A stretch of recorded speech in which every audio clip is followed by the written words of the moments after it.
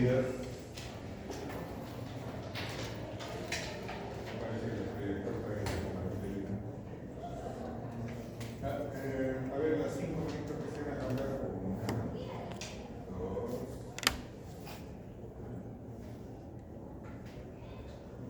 Ya,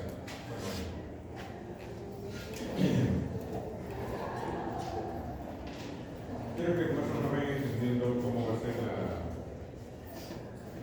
la temática de la clase. ¿Sí? En principio, el razonamiento es el siguiente. Yo no les voy a dar todo el conocimiento referido. Vamos a ir a los aspectos más puntuales sobre los cuales ustedes tendrán que estudiar y profundizar. Entonces, ¿qué cosa esperamos de ustedes después de formación? Que pueden definir qué cosa es una herida, pueden clasificarlas, conocer sus principales características y, de ser el caso, atender inicialmente a los pacientes en caso de que ellos presenten algún. ¿Ok? Entonces, ¿qué es una herida? Una herida básicamente es cualquier lesión que presente solución de continuidad.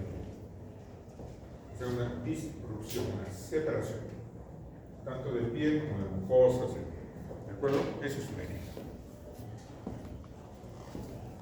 Estas heridas pueden clasificarse de muchas maneras. Ahora vamos a incidir básicamente sobre aquellas según el agente causante y según el grado de contaminación.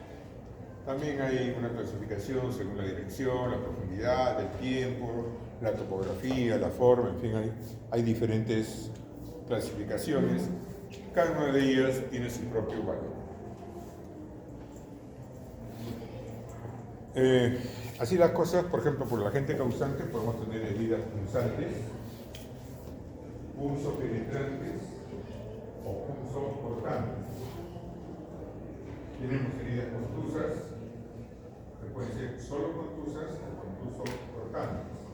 Vamos a ir viendo sus características de todas formas. Heridas por proyectil de arma de fuego y también las afecciones. Esta es una referencia de explicación, ¿no? Entonces, las heridas constantes. ¿Por qué se produce? Básicamente por objetos puntiagudos. Desde alfileres, agujas, clavos, anzuelos, mordeduras de serpientes, etc. La lesión es puntiforme, por eso, porque tiene punta. La lesión es puntiforme y muy dolorosa. ¿Quién no se ha hincado alguna vez, cierto? ¿Quién no se ha clavado? La superficie es muy pequeña y en relación a la profundidad puede tener mayor riesgo. Vamos a ir viendo algunas otras características. Aquí tenemos un esquema de cómo es una herida punzante. Avanza en profundidad, no en longitud, sino en profundidad. Miren ustedes, desde la inocente aguja a esta aguja, una punzo penetrante. Estos accidentes se dan generalmente en construcción. Estos se dan en los ruedos. Es una punzo, miren ustedes la punta, punzo penetrante. ¿Ok? Las heridas cortantes por objetos afilados. No sé si a ustedes les ha pasado una vez que se han encontrado con una hoja de papel. Una hoja de papel también puede ser. ¿De acuerdo? Vidrios, cuchillos, navajas, sables, en fin, todo lo que tenga piso. Dependiendo de la profundidad, va a seccionar músculos enormes. Ojo, los bordes son limpios y lineales. Cuando decimos limpios, quiero que se entienda el concepto. Limpio quiere decir un borde neto, porque puede ser que el cuchillo esté sucio, un machete esté sucio o hasta oxidado, pero va a originar un corte limpio, o sea, neto, lineal, una sola línea, ¿de acuerdo? Y como dice, pues son más largas que profundas porque se desliza. ¿Sí? Bueno, demorar que acá una advertencia para todos ustedes para que vayan previendo aquello a lo cual se pueden enfrentar. Mire, esta noticia es de hace poco, del 14 de marzo. Estaba en el centro de salud y fue agredida con un cuchillo por un familiar, un paciente. Es necesario, no lo han notado, pero si ustedes buscan, porque va a ser obligación de ustedes, busquen porque hay legislación actual que los protege. Entonces sería bueno que tomen nota de eso para que eventualmente busquen y lo tengan a la mano. A ustedes no los deberían ni siquiera gritar en un centro de salud. Ni gritar, ni insultar, y menos agredir de esta manera. ¿Ok? Y cuando vayan a sus serums, por eso el grupito del pasado, recuerden, háganse amigos del policía. Háganse amigos del policía, del comisario, del sector en que vayan a hacer sus serums, porque cualquier eventualidad ustedes tienen que denunciarlo y que mejor que tener su teléfono. ¿Ok? Les llega un aborto provocado, por ejemplo, y ustedes están en la obligación de poner conocimiento de esto de la autoridad, porque ustedes podrían ser denunciados. Entonces es importante que tengan el teléfono del comisario, que hagan acceso en donde sea que se encuentre.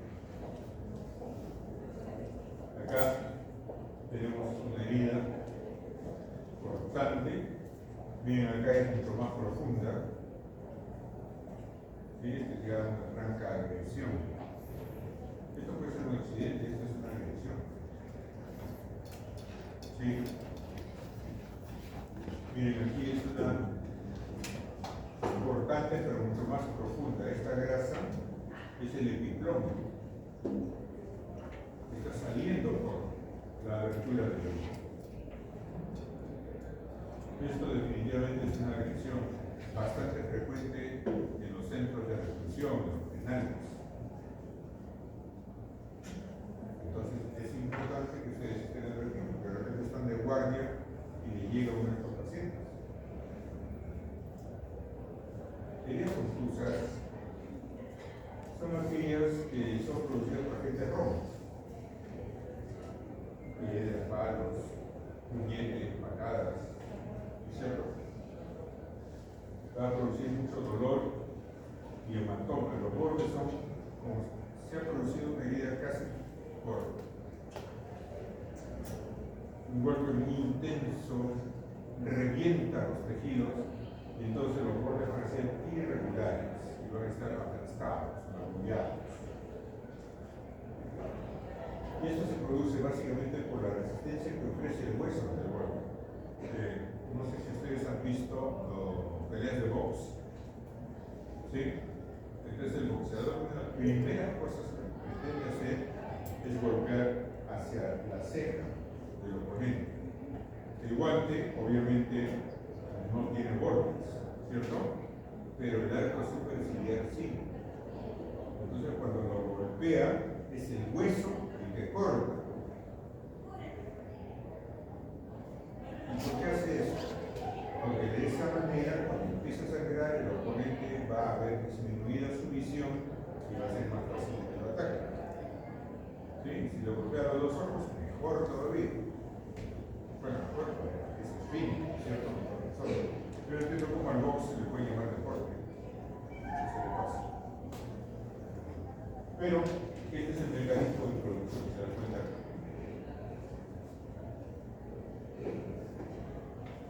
Todavía sale con la camiseta de milagro.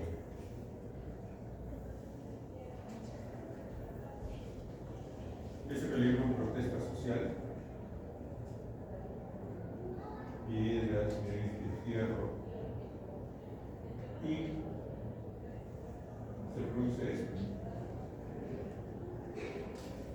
Que personas por hacer su trabajo y procurar nuestra tranquilidad sufran esto. Imagínense que es un familiar de ustedes, su papá, su tío, que sufre esto. Por trabajar. Por ejemplo, ustedes van al centro de salud y no le gusta la atención a alguien y le meten un golpe así como así, ¿cierto? Heridas por proyectil en la armadura. Son perforantes, en muchos casos la bala pues atraviesa completamente el cuerpo. También hay heridas que se llaman por perdigones, que son muchos granos metálicos. Tengan en cuenta porque les puede pasar, yo les digo esto porque ya lo he visto durante muchos años, ¿no? Les puede pasar que están en un centro de salud y viene el policía, sabe más de esto que ustedes, igual, les va a pedir a ustedes un informe médico. Y va a decir, doctora, dígame usted cuál fue el orificio de entrada y cuál fue el orificio de salida. Ah, no sé, yo no estuve, ¿no? Esa es la respuesta. Entonces, el orificio de entrada habitualmente es más pequeño, disculpen.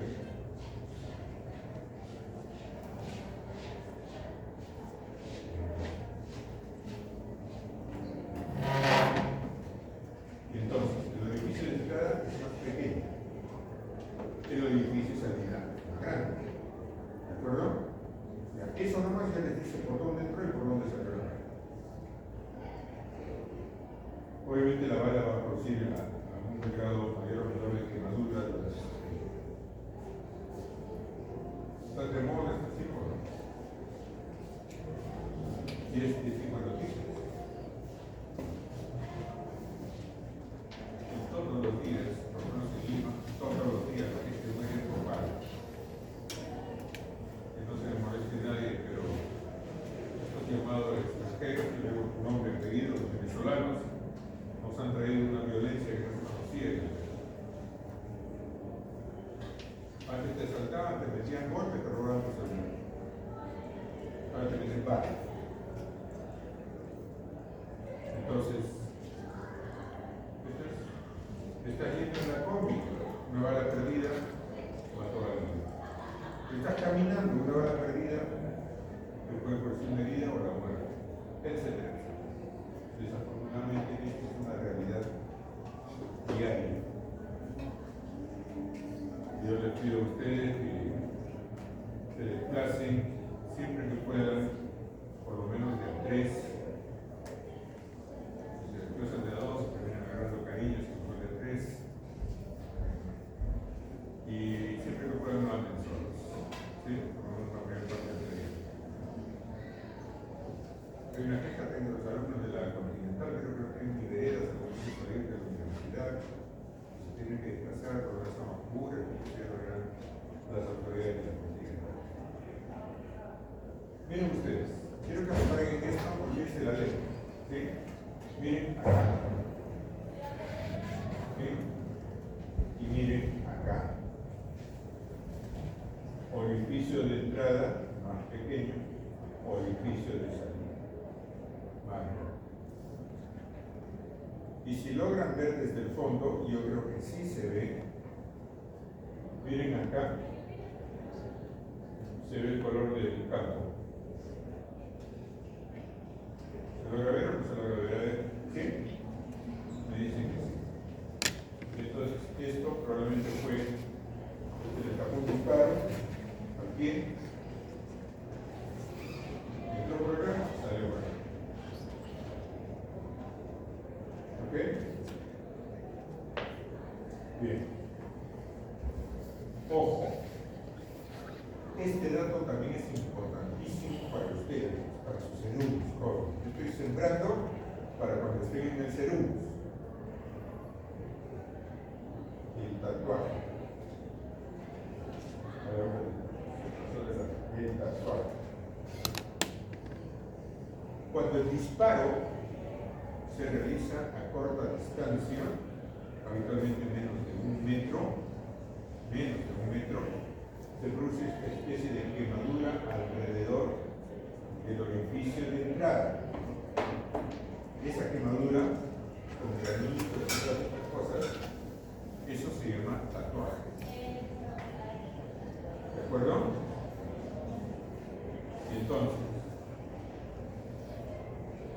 me traen a mí un cuerpo de una persona que dice que se ha suicidado con un disparo en la cabeza.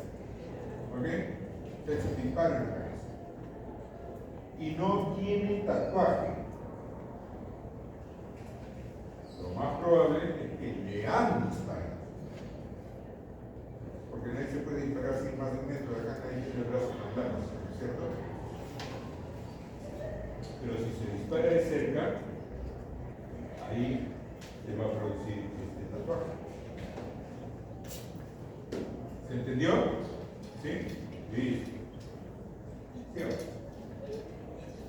Heridas por fricción o por aplastamiento, ¿no es cierto? Produce gran daño muscular. Miren, los bordes son completamente lo que nosotros decimos geográficos, ¿no es cierto? Parece una cosa ahí con acantilados y todo eso, entrantes y salientes, tienen bastante daño, ¿sí? Los bordes son completamente irregulares. Yo tengo la mala costumbre, y espero que ustedes no. Habitualmente yo me siento así, con el brazo sobre el respaldar. Y si algo cae, va a ser eso. Me va a aplastar el brazo contra el borde de la carpeta. ¿Sí? Eso. Miren acá. Cada vez hay más accidentes por las carreteras en el hogar, que también he visto, ¿no? Las combis, las camionetas, cada vez tienen más velocidad y uno aprovecha y pone el pie a fondo y pasa por la mano. Se imaginarán que aquí los que estaban acá pues salen indemnes, ¿no es cierto? Salen con múltiples heridas si es que no trabajan de mal. Otro tipo de heridas, vamos a ir cosas más rápidas. Raspaduras, expresiones o aberraciones. Los jóvenes que han practicado clubito saben que si se caen en la canchita, ¿no es cierto?, se producen heridas de ese tipo. Inclusive les queda restos de arena, de granillas, cemento. Arde, ¿no es cierto? Arde la herida, el dolor y el dolor. Y si es que no se tienen cuidado, pues se puede infectar. Por ejemplo, acá, cayendo la patineta, se cae y después se me herida. ¿Ok? Laceraciones. Otro tipo de herida. Es causada por un objeto que pulsa, se introduce en un órgano y luego jala. Les voy a hacer el ejemplo y ustedes no se van a olvidar para nunca más en su vida. Esta herida destroza el tejido, miren, completamente. ¿Recuerdan de la herida cortante que era lineal, limpia? Miren acá. ¿Dónde hay una línea recta? No hay línea recta. ¿Ok? Entonces está completamente destrozado.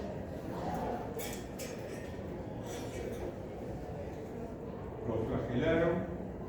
Y todo indica que la punta de los látigos tenían esas como púas, como espinas. Entonces cuando lo flagelan, la espina se clava y a la hora que jalan, le produce todo esto que vemos aquí.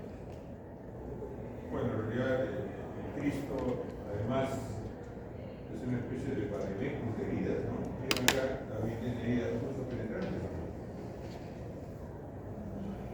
¿Sí? Y por si fuera poco, luego vino el centurión y le clavó la lanza por el costado. Otra más. Los clavos también. ¿Ok? Entonces, para que tengan una idea del tipo de heridas, no sé por qué no estoy religioso, pero imaginen soportar todo ese dolor, ¿no? Si no tienen culpa. irreversibles. Aquí se rasga el tejido, la típica mordida del perro ese que te muerde y sacude la cabeza, ¿cierto? Que destroza. Un grupo le decía, voy a buscar,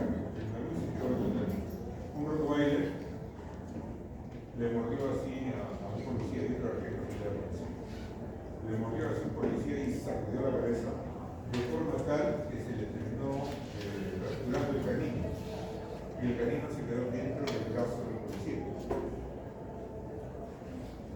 Y entonces luego vamos a hablar un poco más sobre los cuidados que debemos tener al momento de tratar un negocio. ¿De acuerdo? Miren ustedes, por ejemplo, acá. Y esto acá es el micrófono. Luego hay que hacer el IGR. Clasificación. Puede ser simples, compuestas, limpias, pesadas, superficiales, profundas. Acá, por la topografía, según la zona,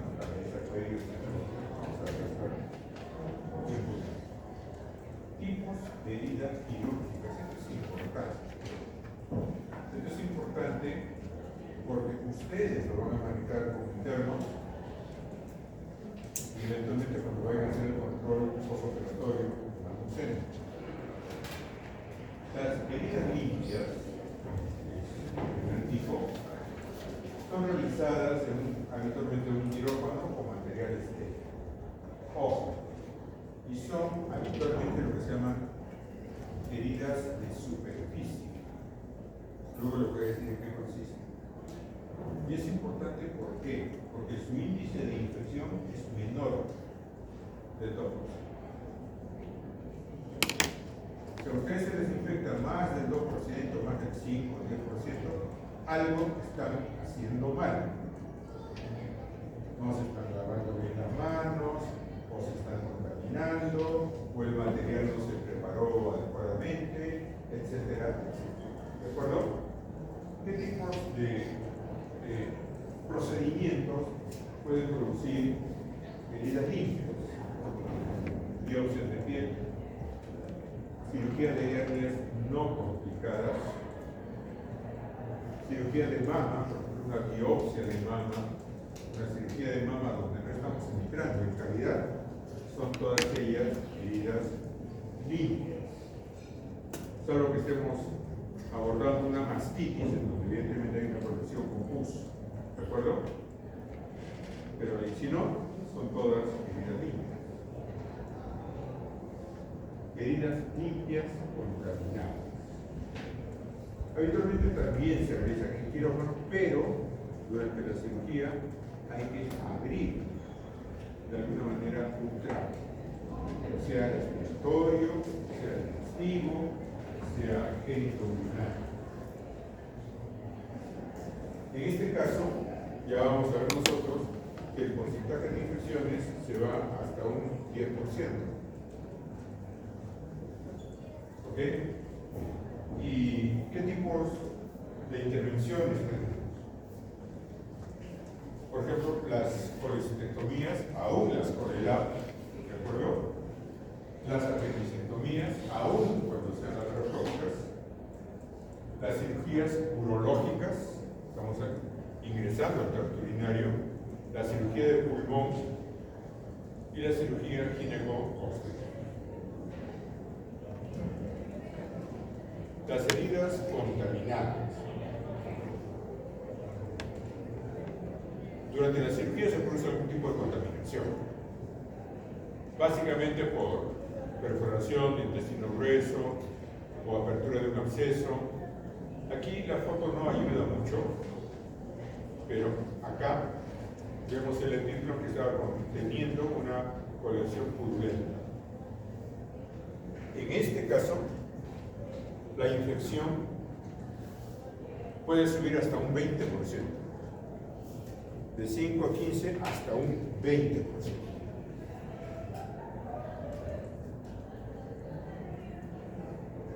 ¿En qué casos? apendicitis aguda con peritonitis, diverticulitis aguda, cirugía por obstrucción intestinal, etc. Las heridas sucias están expuestas a colecciones purulentas. Ojo, acá la infección es mayor al 30%, en muchos casos llega al 50%.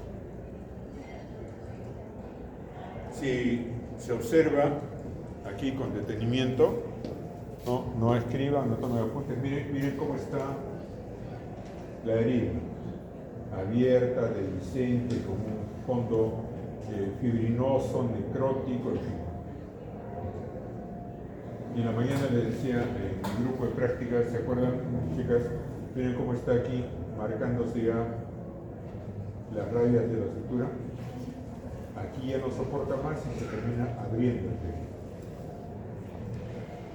Este fue un caso, diría yo, personal, no personal propiamente, pero sí fue una paciente que se atendió en el hospital y que luego requirió ir a cuidados intensivos, se le había hecho una colostomía por una presión intestinal, de un hospital de mayor resolución que el de la policía.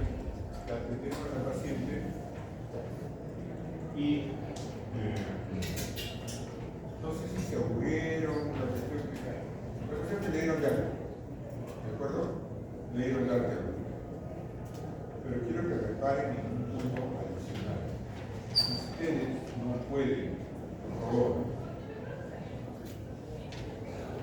Recuerdo en este momento a mis maestros, se lo repito a ustedes. Ustedes de medicina, por hacer plata, si quieren plata, pongan un negocio. Plata acaba de ser Carlitos Alcaraz, que ha ganado el torneo de rock en la ciudad. Y tiene 21 años, pero ¿se ustedes? ¿Sí? Él es. La niña mala es 17 años. Pero yo quiero que ustedes estudian medicina porque quieren hacerle bien a otro ser humano, ¿cierto? Pero no es posible, jóvenes, que se dé de alta a una paciente en estas condiciones. Y así le dieron de alta y la regresaron a nuestro hospital. El problema es que esto de acá son intestinos, por si acaso. Ya se hizo solo una masa, un bloque.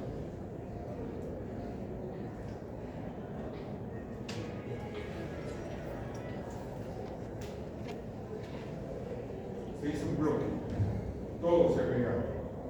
¿Usted cree que aquí podemos hablar de hacer una resección intestinal? No hay forma. La colostomía, la herida, miren, eso era una herida. Se ha abierto, se ha retraído. Aquí ya no existe aponeuritis, ya no hay peritoneo, está todo encapsulado. Y el borde donde estuvo la colostomía resulta que se retrajo y las heces salían por acá, por dentro. Entonces, cuando llegó al hospital, sí, muy personal, miren, estos son manos de jóvenes entusiastas, igual que ustedes, ¿no? Porque mis alumnos en ese momento quienes están ahí ayudando con la educación. Obviamente, en esas condiciones tuve que llamar al director del hospital, que lo habíamos referido, y le envié la foto por WhatsApp. Le dije, doctor, no es posible que ustedes estén dando de alta una paciente.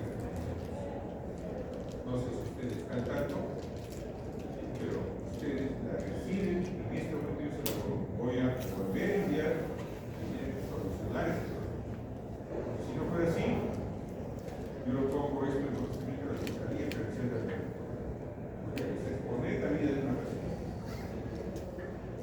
La paciente regresó a buscar, atendieron, que se solucionó su problema, yo creo que 4 meses después se puede dar otra cosa, pero ya no fue de eso. ¿Ok? Para que vean una herida sucia.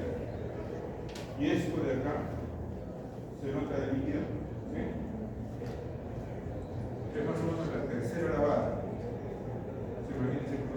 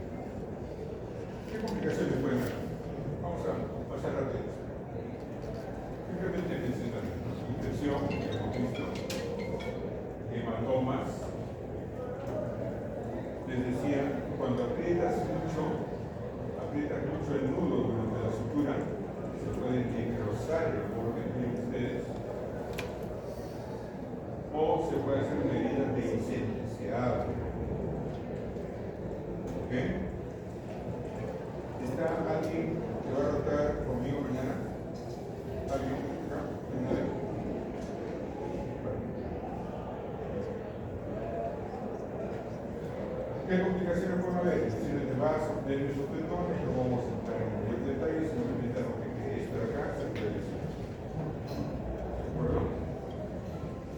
Tratamiento. En primer lugar, no usar ni alcohol ni agua oxigenada. Es muy frecuente usar agua oxigenada. No. Debemos trabajar con yodo povidona, el producto más conocido es el isodine, pero yodo povidona es el nombre que tiene. Y con clorhexidina, ¿de acuerdo? Con estas dos sustancias. Ojo, y entonces aquí viene el tema. ¿Qué precauciones debemos de tener? Hay que tener en cuenta la situación anatómica de dónde se ha producido la herida. Porque ojo, una herida que comunica con una fractura debe considerarse como una fractura violenta. ¿Ok? Debe considerarse como una fractura violenta. Aquí hay algunas otras cosas por acá.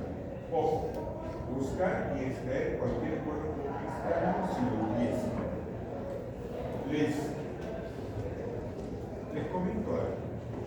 Hace muchos años estaba entonces trabajando por Puno y viene un jovencito, 20 años, marino, ¿cierto? Que me vino a buscar porque le dolía el dorso del pie, el dorso, cuando se apretaban los pasadores de las botas. ¿De acuerdo? Se rota por el día. Entonces yo lo veo más o menos inflamado, enrojecido, y le pregunto, ¿qué ha pasado? No sé, yo creo que no ha salido así de repente. Pero no has tenido nada, parecía un absceso que está duro, le tocaba y le dolía. ¿Ok? No, doctor, nada. Esto está medio raro. Mejor que te tomen una radiografía. ¿Ok? Le tomaron la radiografía y se vio una estructura muy dibujada con el puntero, una estructura más o menos irregular. ¿Ok? Con la punta, con esta punta, hacia el dorso del pie. Por la densidad de la imagen, parecía vidrio. Entonces yo digo, esto que veo acá se parece a un vidrio de lengua. El marinero dice vidrio, pero sí, me parece vidrio.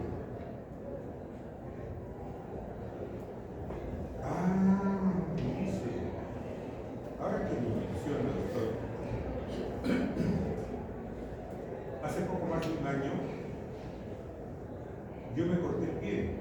Parece que habían estado tomando unos tragos, se rompió una botella y pisó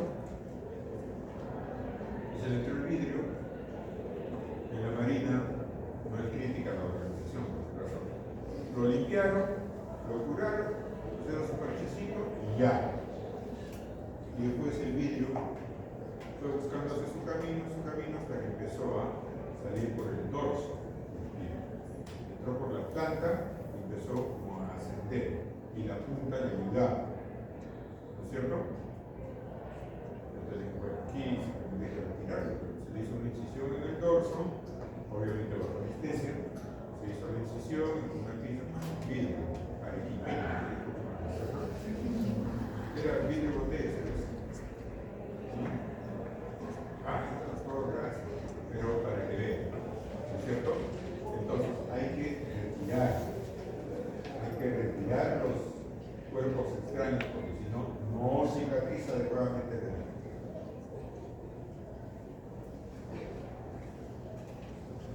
Ven, aquí se recalca nuevamente hay que explorar y limpiar. Y suturamos habitualmente si es que es menos de 6 horas de producida. Hay unos detalles ya en mi grupo de prácticas que estoy enseñando la pinza, como el lapicero. El bisturí se monta utilizando un portagujas. El portagujas se sujeta, como hemos hablado, Entonces, lo que les he dicho en mi grupo de prácticas se ciñe estrictamente a lo que establece la técnica, no se me ocurre. En fin, aquí hay formas de estructurar. Y una cosa importante, y luego voy a entrar en detalle, el llamado desbridamiento. Tiene por objeto la eliminación de los tejidos muertos y de limpiar, ¿de acuerdo? Limpiarse. Hay que cortar los bordes de la piel, etc. Miren, observen aquí, no escriban, observen. Esta es una herida completamente irregular, ¿se dan cuenta? Y entonces primero hay que regularizar los bordes. Esto ya se hace una incisión que habitualmente llaman los ángeles de la técnica. ¿Sí? Retiras todo esto de acá, todo esto, y cuando suturas te va a crear una herida lineal. ¿Ok? Porque si no, no hay forma, es muy geográfico para abordar esta punta con esta entrada. ¿De acuerdo? Aquí está amigado.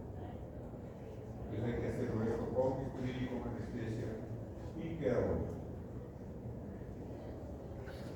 El cierre de las heridas las hacemos por primera, segunda o tercera institución. Rápido, porque he visto al docente, me parece que el doctor George, que queda 5 minutos. Primera intención, lo que hemos hecho en la mañana con mi grupo de práctica. Sutura. Esto ya, se acabó. Su número. Característico de herida quirúrgica. Segunda intención, cuando está muy amplia o está sucia la herida, la tenemos que dejar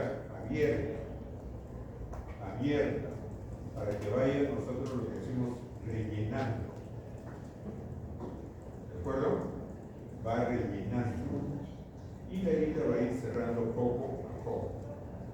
¿De acuerdo? Esa es segunda intención. Pero si la herida ya está más o menos limpia y queremos acortar el tiempo, hacemos lo que se llama el cierre por tercera intención. O sea, lo que estaba rellenando, le damos un punto para arriba. Y cerró. Primera, segunda y tercera intención. ¿De acuerdo? Venga. ¿Cómo actuar? Si el tiempo no era 6 horas, hay que asegurarse que los bordes estén limpios, y si no, regularizamos bordes. Si es más de 6 horas y menor a 12, hay que limpiar bien y suturar, bueno, tal vez aproximar, ¿no es cierto? No se esmeren en que quede tan bonito, pero sí aproximen el borde. Si es mayor de 12 horas, afrontar, o si no, dejar que cierre por segunda. ¿Sí? Para no médicos, o sea, ustedes hasta ahora. ¿Qué tienen que hacer? Contener la hemorragia, evitar o reducir la infección, o sea, lavar la herida, siempre va a ser mejor el caño que la tierra, ¿no es cierto? Se lo ponen la herida bajo un chorro de agua, la cubren y lo trasladan al paciente. Lavar, secar y comprimir, vendar y trasladar. No hay más. No hay más. ¿Qué cosa? No deben hacer. No deben desinfectar la herida con alcohol. No deben usar colorantes, ¿no? Antes se usaba pues acetil rojo, mertiolate. No, olvídense eso, no cabe. No utilizar polvos porque se hace una falsa costra. No utilizar algodón porque se pega la pelusa. Y no suturar la herida si no están capacitados. Y ya les he dicho que suturar es más que saber mover la mano, ¿no es cierto? Bien. Se sutura por planos, ¿de acuerdo? Plano, hasta la piel. Deben ustedes recordar que esta clase hay que detener el sangrado, lavar la herida, limpiar los bordes, cubrir la herida, lavarse las manos y pedir ayuda a quien sepa. ¿Ok? Siempre considerar los teléfonos de emergencia. policía. Miren, esto lo han visto en todas las ambulancias y no sabían lo que significa. ¿Sí o no? Es la estrella de la vida. La estrella de la vida es para una hora, ¿de acuerdo? Para una hora. Y cada puntita de la estrella debe ser 10 minutos. Desde que detectas la lesión, respondes, reportas sobre el paciente, cuidas al paciente en la escena, lo cuidas durante el traslado y lo refieres a una sala de emergencia. Eso es lo que se llama la hora dorada. ¿Sí? Si sobrepasas de esta hora, probablemente el pronóstico no sea tan bueno. Y como les digo, aquí están los teléfonos más habituales para que puedan valerse. Me ha pasado a mí que el hospital no tenía ambulancia, tenía que llamar a Serenazgo o tenía que llamar a los bomberos y me apoyaban con las ambulancias. De repente ustedes acaban de trasladar a un paciente en su centro y ustedes tienen 20 ambulancias. Trasladan a un paciente, le viene otro herido y ¿en qué lo trasladan? Se piensa que es patrullero, pero lo trasladan. ¿Ok? Y bueno, hay que estar presente con una política de todo. Muy joven, ¿alguna pregunta? ¿Preguntas? ¿No hay preguntas? Una maravilla.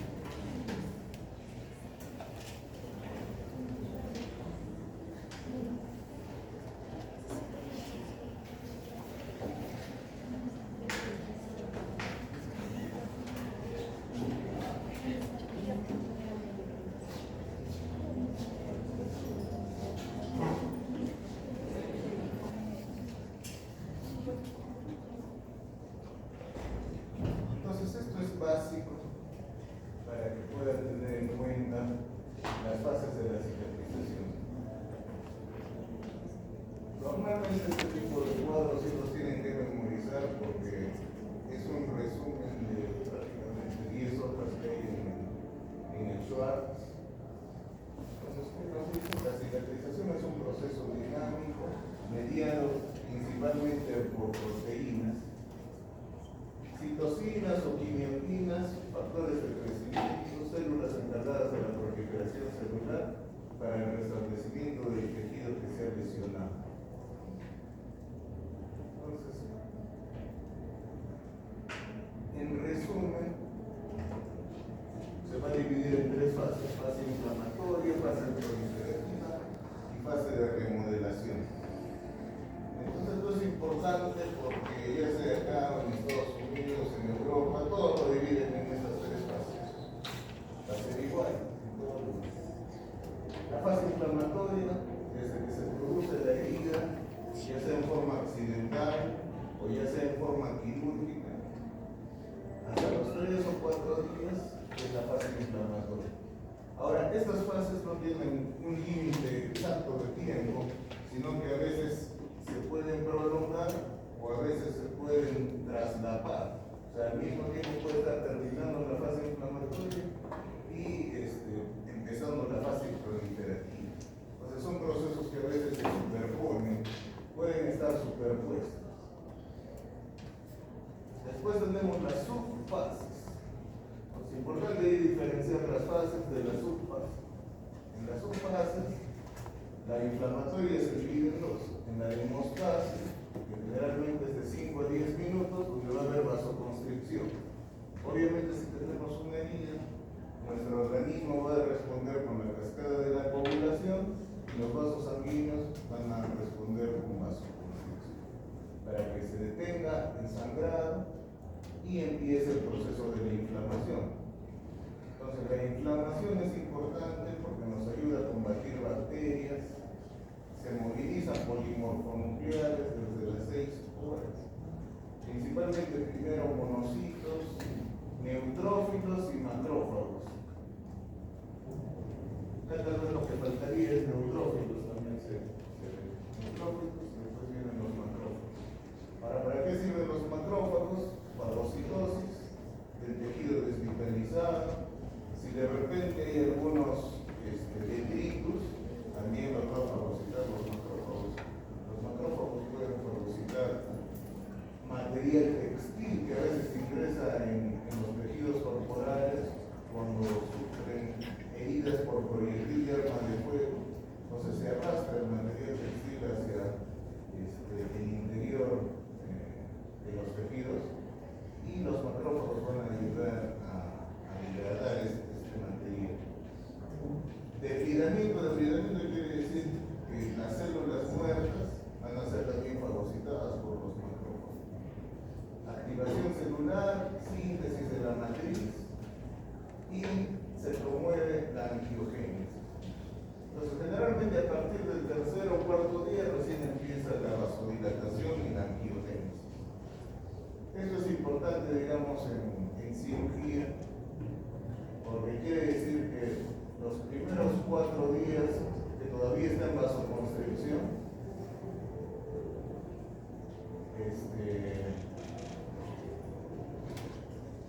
un segundito.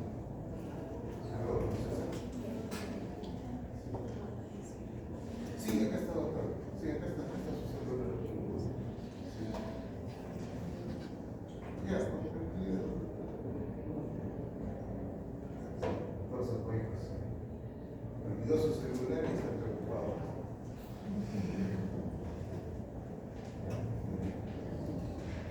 Entonces, como les explicaba, al principio tenemos vasoconstricción. Y la vasoconstricción produce que los bordes de la herida, generalmente 1 centímetro de donde se produce la herida, queden en un estado de penumbra. Quiere decir que al haber vasoconstricción no llega adecuada cantidad de oxígeno, no llega adecuada cantidad de nutrientes, y por más de que hay migración de monocitos, neutrófilos y macrófagos, no tienen la capacidad, digamos, si es que hay una gran carga bacteriana de combatir a los gérmenes. Es por eso que las infecciones de herida operatoria se van a producir en los 3 o 4 primeros días. ¿Por qué? Porque estamos en vasoconstricción y hay poca migración de macrófagos, monocitos y neutrófilos.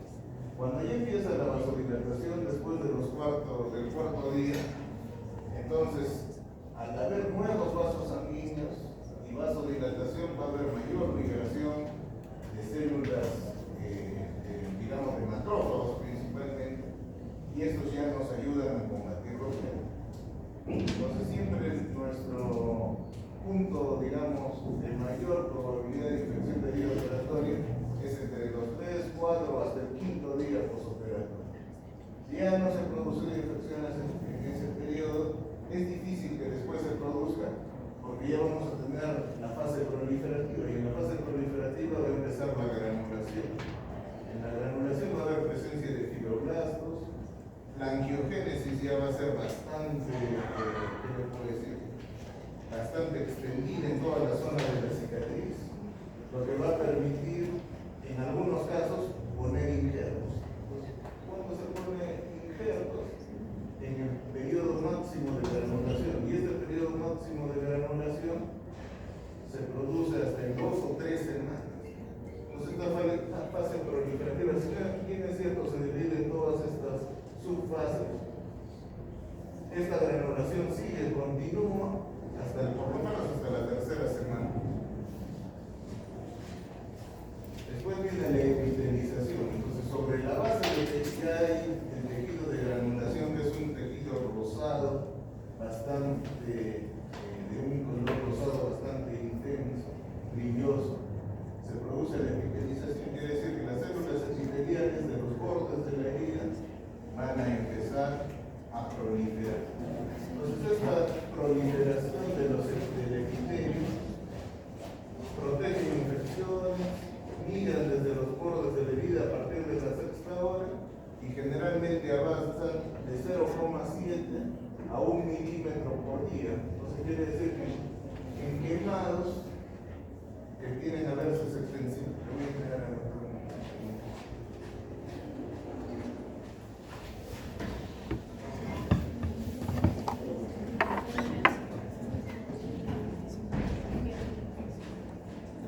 Entonces, en los quemaditos, cuando tienen grandes extensiones, demoraríamos muchos meses.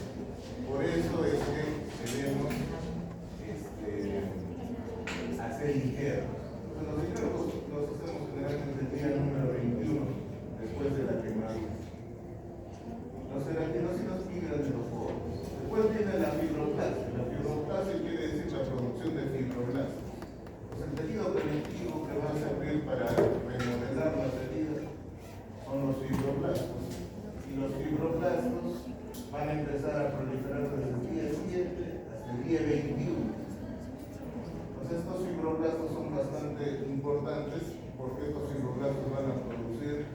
la sustancia más resistente que le da fortaleza al tejido conjuntivo y también tegumentario, que son las fibras de colágeno. Entonces, tenemos que primero empiezan las fibras de colágeno tipo 3. La fibronectina acá está en celeste, pero la que realmente nos da fortaleza y sustento a la vida es el colágeno tipo 1, y generalmente empieza entre la segunda, o sea, entre los 14 días y los 21 días. Depende del estado nutricional del paciente. Entonces, mientras tengamos un paciente con un mejor estado nutricional, entre la segunda y tercera semana ya vamos a tener bastante colágeno tipo 1. Entonces, el colágeno tipo 1 es muy importante en la cicatrización de las heridas y vamos a esperar que se forme este tipo de colágeno para tener realmente una adherencia fuerte del tejido. Entonces, se presume que la fuerza tensil hasta la tercera semana, con el aumento del colágeno, es el 30% de las 3 primeras semanas y hasta el 99% en un año. Entonces, también hay otra premisa que una cicatriz nunca va a tener la misma fuerza tensil que un paciente. O sea, lo máximo que vamos a lograr es el 99% entre 1 a 2 años. Algo que también es importante es la contracción. La contracción es el fenómeno por lo cual tenemos miofibroblastos que tienen actina, miofibra y pueden reducir el tamaño del herida. Entonces, estos miofibroblastos se encargan de la contracción, reducen el tamaño de la herida y esto promueve que la herida cierre más rápido. Y como última fase, que generalmente empieza la tercera semana, es la subfase de maduración. Entonces se entrecruzan las fibras dando soporte a la herida y lo más importante es el depósito de colágeno tipo 1. Entonces generalmente este cuadrito nos resume todo lo que tenemos ahí. De todas maneras les voy a pasar también la bibliografía que generalmente usamos es Schwartz. ¿Algunas dudas o preguntas?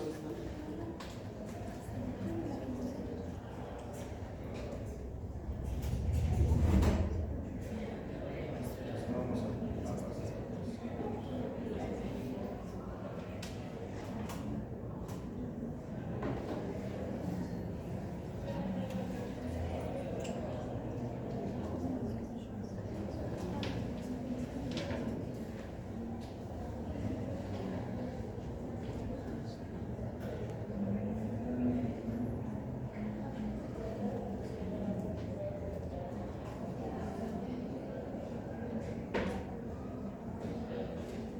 Entonces, acá para verlo un poquito más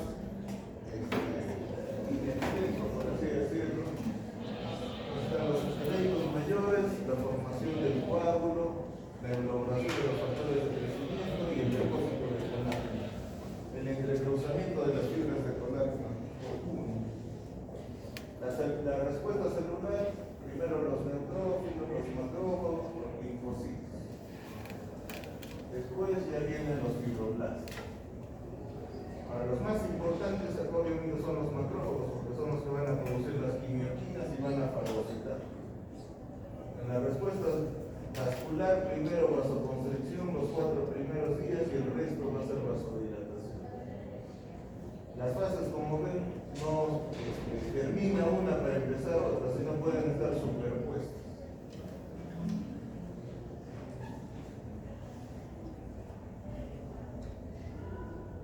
El elemento más importante entonces las fibras de colágeno.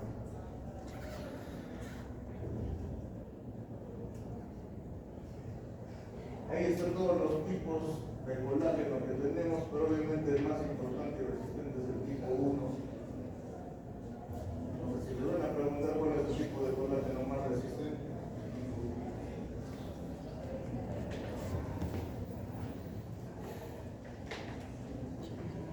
la respuesta es hemostasia, se repite el sangrado, inflamación, miotaxis,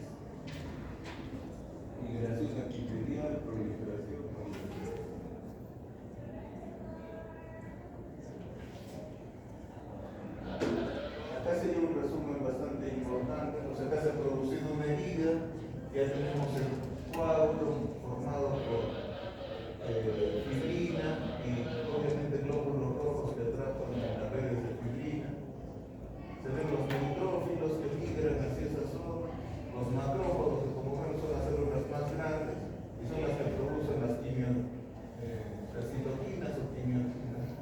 Factor de crecimiento tumoral beta 1, factor de crecimiento alfa, factor de crecimiento endotelial, factor de crecimiento derivado de plaquetas, factor de crecimiento derivado de plaquetas también AB y BB. El macrófago es fundamental aquí para la producción de citocina.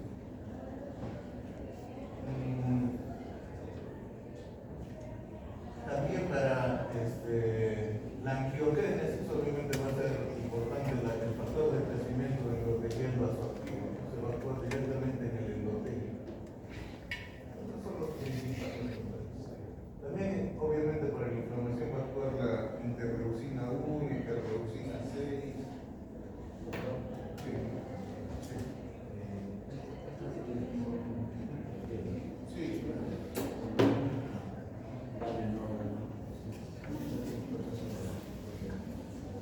Sí, en los órganos también se produce el mismo proceso. La diferencia tal vez pueda ser es que este es epidermis, tejido epitelial. En los órganos tenemos estroma parenquimal. Entonces, digamos, si fuese una herida en hígado, entonces las células que estarían serían hepatocitos. Pero igual se forma igual también un coágulo, de igual manera hay las fibras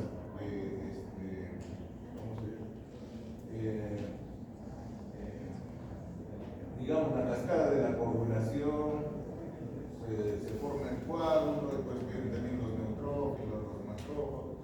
Solo que en lugar de proliferar como acá el epitelio, en el hígado van a proliferar los hepatocitos. Y así dependiendo del órgano que es.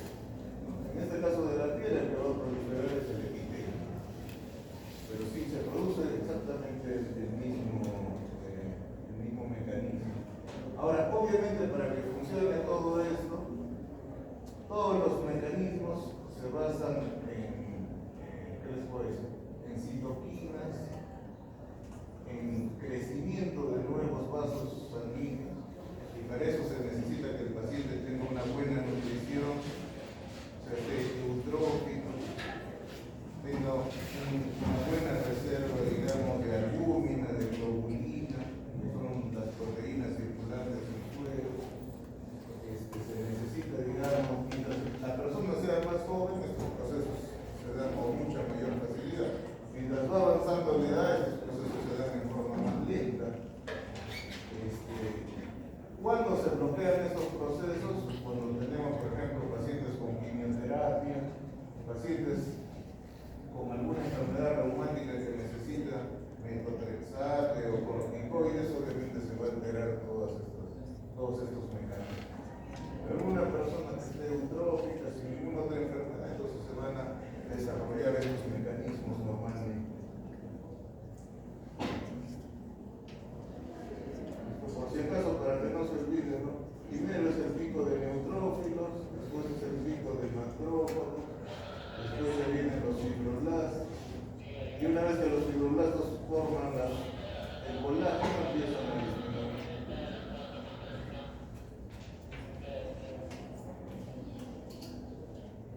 Ahora este es un cuadrito del colágeno. Como ven, el primero que pasa es el tipo 2, el tipo 3, pero al final el que nos sirve, el que es funcional, digamos, es el tipo 1. Entonces, el objetivo antes de los cuidados, facilitar la hemostasia, disminuir la pérdida de tejido, como puede reducir al mínimo la formación de cicatrices.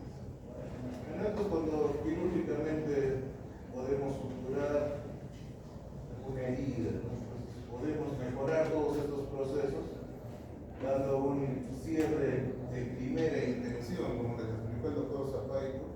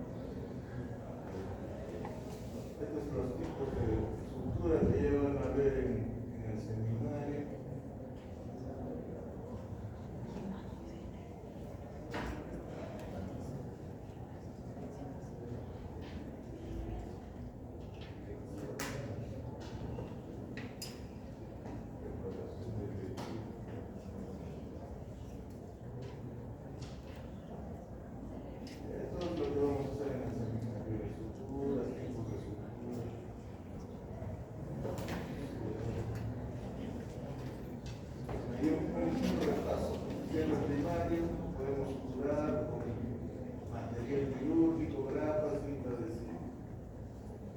Generalmente las heridas tienen que ser recientemente ocurridas, limpias, menos de 12 horas, algunos dicen incluso hasta menos de 6 horas se considera limpia, después de las 6 horas ya se considera contaminada. Acá le ponen cierre secundario, pero el tercera intervención, digamos, es cuando damos tiempo de sufrir. Segunda intención es cuando dejamos que el organismo por su propio mecanismo de cicatrización lo pueda hacer. Estos son los principales materiales de sutura. Tenemos todavía algún tiempito. Creo que podemos avanzar lo que nos faltaba. Ya vamos a avanzar ahora. Para que ya no nos tenga de irnos la clase anterior.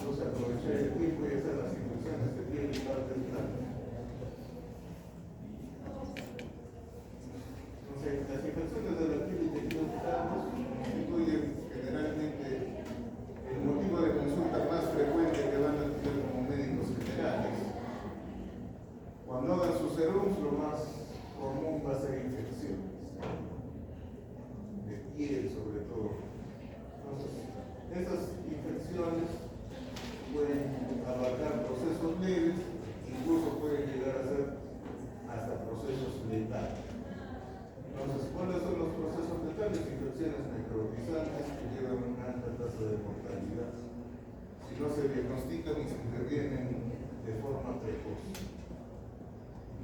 El abordaje generalmente es multidisciplinario. Entonces empezaremos primero con que la capa epidérmica de la piel es la primera barrera que nos protege contra la migración de microorganismos. Entonces, algunas veces, abrasiones de la piel, escoriaciones, picaduras de insectos,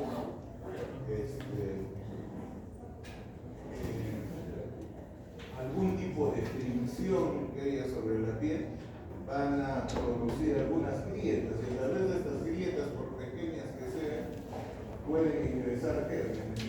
Generalmente pueden ingresar gérmenes de la flora residente, como el Staphylococcus epidermidis, o también pueden ingresar gérmenes patógenos, como el Staphylococcus aureus y el Streptococcus pyogenes, que también se llama Streptococcus beta hemolítico del grupo A. Entonces, la interrupción de la capa de la piel permite la penetración de bacterias en estructuras más profundas. Entonces, para ello recordamos que la piel tiene varias capas. Entonces, la parte más externa, donde están las células corneales o descamativas, pueden separarse formando ampollas, formando vesículas o formando costras. Entonces, si la infección se produce en la parte más superficial de la piel, el estrato más superficial, generalmente vamos a encontrar lo que es la erisipela. Ahora, si la infección se produce debajo de la dermis, en la zona del tejido celular subcutáneo, entonces puede ser que sea la celulitis. Más profundo en el tejido celular subcutáneo tenemos la fascitis. La fascitis generalmente es de la aponeurosis del músculo hacia el tejido celular subcutáneo. Esa es la zona de la fascitis necrotizante. La miositis es la infección que se produce dentro del músculo. Y si hay una infección en el hueso, ya se llamaría osteomielitis, etc. Entonces es importante esto porque les va a permitir identificar semiológicamente de qué es lo que se trata. Entonces, si vamos a ver lesiones muy superficiales, principalmente va a ser de erectina y de erisipela.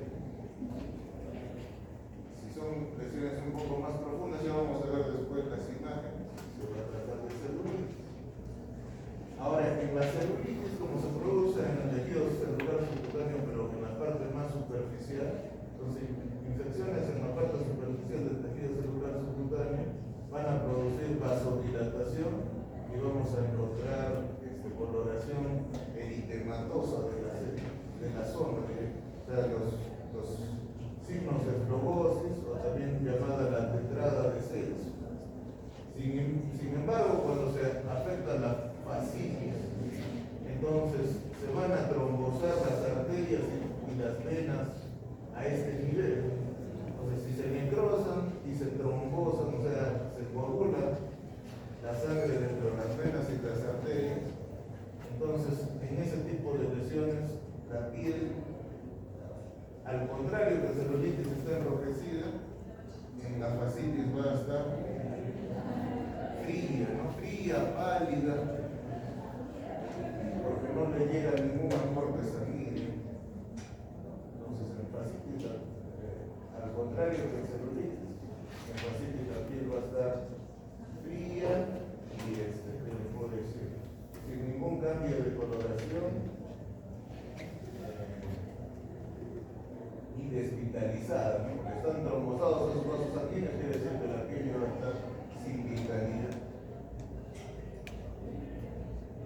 Creo que eso es lo más importante de este cuento.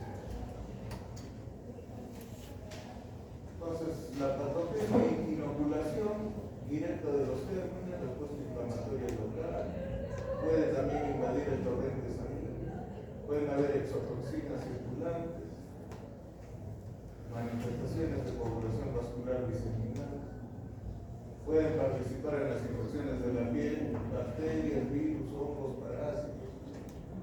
Obviamente las bacterianas son las más comunes y algunas de ellas pueden actuar varios gérmenes al mismo tiempo, las que llamamos polimicrobianas. Ahora, en orden de mayor frecuencia, vamos a encontrar el estafilococo y el estreptococo. Son los dos principales gérmenes que afectan a los tejidos o partes blandas. La pseudomonas y anaerobios ya son infecciones que se adquieren en el hospital. Normalmente en la comunidad no hay pseudomonas. Ahora, la clasificación, hay varias clasificaciones, primarias, secundarias, sin necrosis, con necrosis. Entonces, por si acaso les pregunten en el examen este tipo de clasificaciones, sin necrosis, el impétigo, erisipela, celulitis, como les digo, al contrario está enrojecida. Con necrosis, la celulitis necrosante, fascitis necrosante. Principalmente fascitis necrosante. La mionecrosis también puede ser.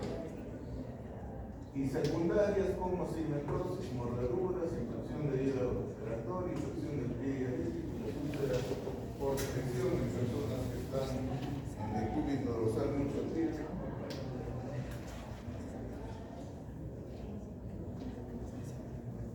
Ahora los vamos a dividir. Estos son los 5 fundamentales: impético, estigma, fibrosis, celulitis, iomiositis o miositis también.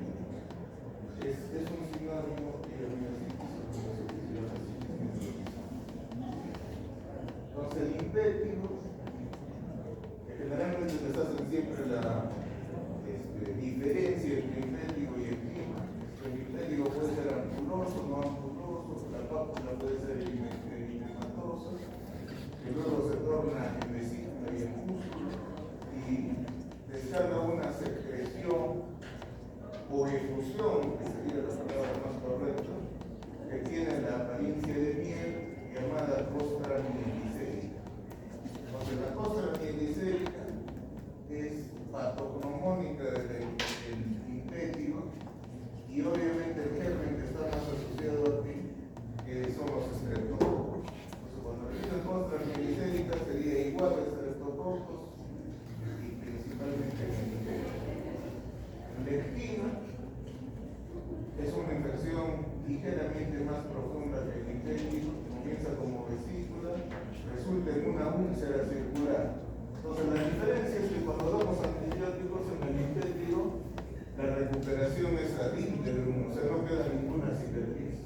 En el esquima sí quedan algunas úlceras y quedan cicatrices. Entonces en el esquima sí deja cicatriz al sanar. Entonces, de repente en dermatología también les van a preguntar cuál es la cicatriz del esquima. No se van a olvidar.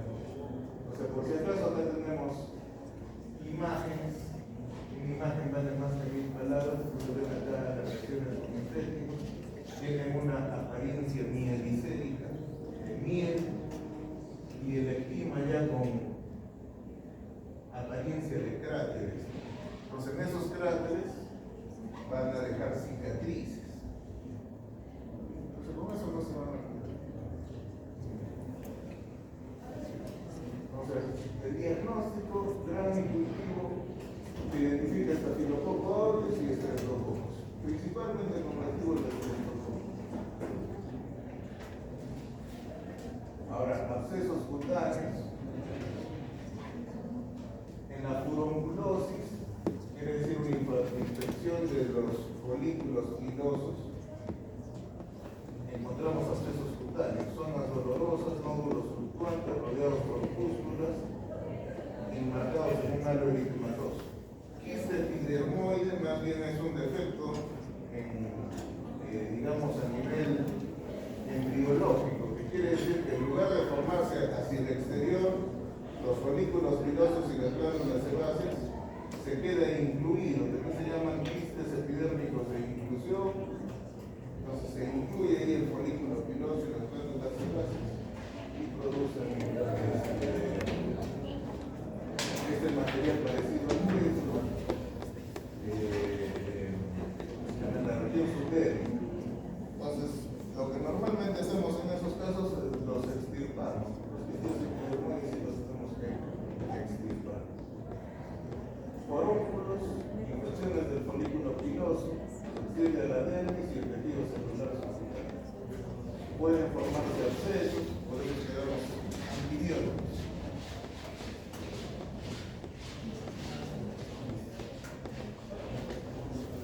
Entonces se puede identificar en el grano y cultivo exudados Staphylococcus aureus, Streptococcus pneumoniae.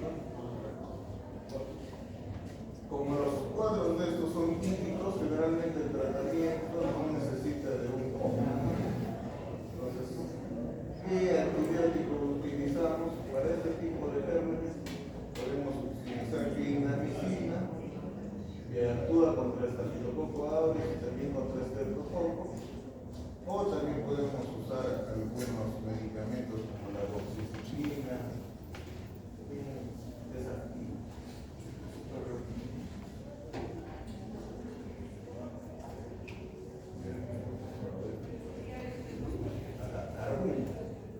Entonces el carbunco es una infección que compromete varios folículos adyacentes y generalmente se encuentra en la zona de la nuca. Acá por ejemplo tenemos imágenes, un quiste epidermoide, o también llamado quiste epidérmico de inclusión, un forúnculo y el carbunco que tenemos en la parte de la nuca. Entonces, a diferencia de los abscesos cutáneos, el quiste epidermoide no se concentra en gran inclusivo de la nuca. El antibiótico lo dirigimos a Staphylococcus aureus.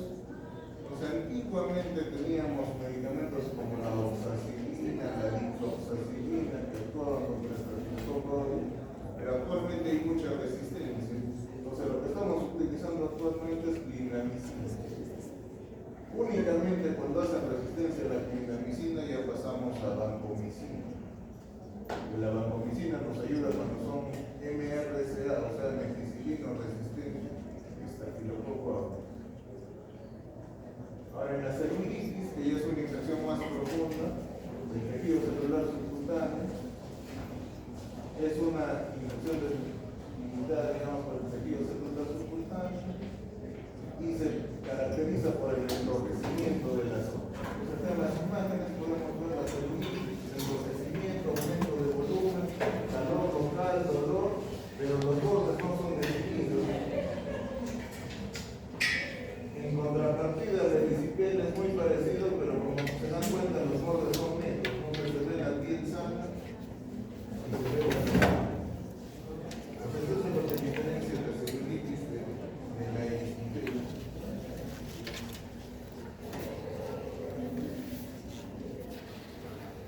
Epidemiológicamente, tanto la celulitis como la erisipela son causadas más, en mayor parte por Streptococcus. Entonces los hemocultivos aspirados biológicos son de bajo rendimiento. Como le damos directamente el antibiótico. Ahora, si no hay signos de respuesta inflamatoria sistémica, o sea, si los gérmenes no han pasado al torrente sanguíneo, podemos darle el tratamiento activo contra el estreptococo. Y si hay respuesta inflamatoria sistémica, hospitalizamos al paciente, le damos antibióticos endovenosos. Los endovenosos tenemos la clindamicina, endovenosos tenemos el ceftriaxona, que son cefalosporinas de tercera generación.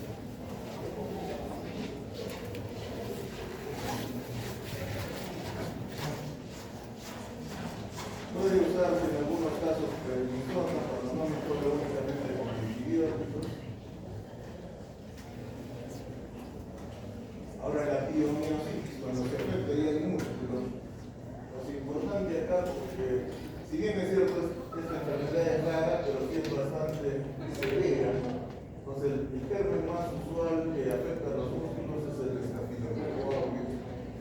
Entonces, esta infección es bastante severa. Algunas veces he visto pacientes que no tienen lesiones en la piel, pero cuando le hacemos una ecografía o tomografía encontramos pus en los pacientes musculares. Entonces, generalmente son los pacientes musculares grandes, o sea, por decir, el cuádriceps, el sartorio, el psoas, los músculos grandes, se produce estaminosis en extremidades principalmente. Entonces, ¿qué es lo que tenemos que hacer? Incisiones operatorias, abrir la fascia. En el caso del muslo, obviamente va a ser la fascia lata. La perforamos, drenamos la pus, y alguna vez tenemos que curar al paciente por varias semanas. Ingresa el paciente diariamente a sala de operaciones hasta que con los antibióticos y las operaciones podamos vencer la infección. Ahí vemos una tomografía, las flechitas están indicando las zonas de absceso en el músculo. El diagnóstico más recomendable para la piomiositis es la resonancia magnética. De todas maneras, en la tomografía también se puede identificar. Se recomienda también los hemocultivos y los cultivos del material del absceso, porque a veces pueden ser resistentes a múltiples antibióticos. La vancomicina es el agente más recomendado en forma inicial empírica hasta que tengamos resultados del gran cultivo. El drenaje temprano es altamente recomendado, porque esto rápidamente se puede convertir en una sepsis, shock séptico y hemorragia. Otra infección importante es la fascitis necrotizante. O sea, la fascitis, como les digo, afecta el tejido celular subcutáneo, pero profundo. Su característica principal es que se trombosan los vasos sanguíneos. Entonces vamos a tener lesiones en la piel de este tipo. Pero antes de tenerlas de este tipo, la lesión va a ser blanquecina, fría y dolorosa. Cuando recién llega el paciente, probablemente solamente va a haber una lesión blanquecina, fría y dolorosa. Entonces hay que tener la paciencia para sentir, digamos, con guantes, obviamente, la temperatura de la zona, evaluar el dolor, evaluar la irrigación sanguínea. Y ahora que disponemos de la ayuda de ecografía,